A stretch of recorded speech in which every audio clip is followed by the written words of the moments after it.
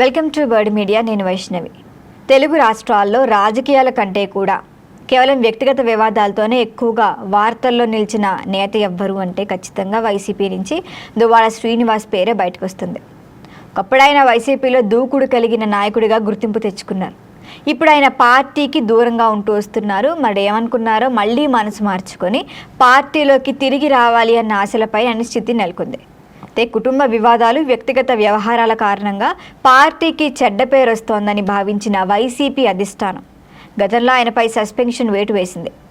అయితే అది ఖచ్చితంగా తాత్కాలికమే అని, తిరిగి పార్టీలో నేను యాక్టివ్ అవుతా అని ఇప్పటికే దువ్వాడ పలుమార్లు మీడియా ముందు ప్రకటనల్లో చెప్తూనే వస్తున్నారు. అయితే శ్రీకాకుళం జిల్లాలో కింజారపు కుటుంబానికి ధీటుగా ఎదురు నిలిచే నేతగా దువ్వాడకు ప్రత్యేక గుర్తింపు ఉంది. మరి కాంగ్రెస్ పార్టీ నుంచి రాజకీయ ప్రయాణం స్టార్ట్ చేసిన ఆయనకు శాసన మండలిలో అడుగు పెట్టే అవకాశం కూడా కల్పించారు.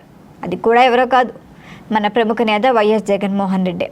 ఎక్కడో ఉన్న ఆయన్ని చేర్చుకొచ్చి ఆయన్ని శాసన మండలిలో కూర్చోపెట్టడం చేసింది కూడా జగనే. మరి ఎమ్మెల్సీ పదవి కూడా ఇవ్వటంతో పాటు ప్రత్యక్ష ఎన్నికల్లో కూడా పలుమార్లు అవకాశం ఇచ్చారు జగన్.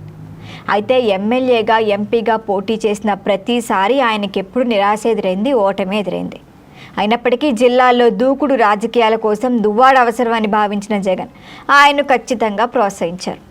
ఆయన ఏ పిచ్చి మాటలు మాట్లాడినా ఊరుకున్నారు. ఆయన ఎటువంటి వ్యాఖ్యలు చేసినా భరించారు. ఇవన్నీ కూడా అందరికీ తెలిసిన విషయమే.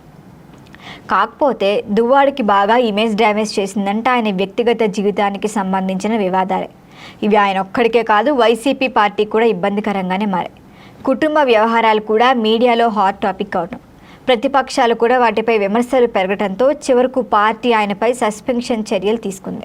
వైసీపీ నాయకుడు జగన్ పైన కానీ దువ్వాడ శ్రీనివాస్ ఎప్పుడూ సానుకూలంగానే మాట్లాడారు కానీ నెగిటివ్గా ఎప్పుడూ కూడా ప్రచారం చేయాల. జగన్పై ఆయనకున్న విశ్వాసాన్ని చాలాసార్లు బహిరంగంగానే వ్యక్తం చేశారు. కాకపోతే ఇటీవల పెద్ద షాకే ఇచ్చారు దువ్వాడ శ్రీనివాస్కు జగన్. జగన్ తనను ఏంటి శ్రీనివాస్ అంటూ పలకరించారని చెప్పుకుంటూ ఆయన మరింత ఉత్సాహంగా కనిపించారు. ఆయన అయితే ఇప్పుడు సిచ్యువేషన్లు మొత్తం మారిపోయినట్లుగా తెలుస్తాను. ఇటీవల దువ్వాడ శ్రీనివాస్ పార్టీ పెద్దలను కలిశారట. తిరిగి నేను పార్టీలోకి రావాలి అని ఆసక్తిగా ఉన్నా అని కూడా ఆయన ఇంట్రెస్ట్ని వ్యక్తం చేశారట.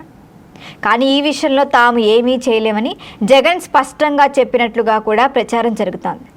ముఖ్యంగా జిల్లాల్లో ప్రభావం కలిగిన ధర్మాన ప్రసాదరావు, ధర్మాన కృష్ణదాస్ సోదరుల అభిప్రాయం కూడా ఇక్కడ జగన్ కీలకంగా తీసుకుని కుదరదు అని చెప్పినట్లుగా కూడా టాక్ వినిపిస్తోంది.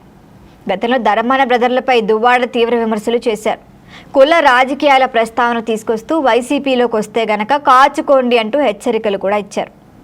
అంతేకాదు, ఒకవేళ పార్టీ అవకాశం ఇవ్వకపోతే ఇండిపెండెంట్ ప్యానెల్స్తోనైనా నేను ఎదురు నిలుస్తా అని శపథం కూడా చేశారు. మరి ఈ వ్యాఖ్యలు అప్పట్లో పెద్ద చర్చకే దారితీశాయి. ఇప్పుడు అదే వ్యాఖ్యలు దువ్వాడకు మైనస్గా మారినట్లుగా చెప్పచ్చు. మరి గతంలో దువ్వాడకు వెనక నిలిచిన కొందరు మంది నేతలు కూడా ఇప్పుడు దూరంగా ఉంటున్నారని తెలుస్తారు. ఇటీవల దువ్వాడ నుంచి కూడా పెద్దగా రాజకీయ ప్రకటనలు రావట్లా.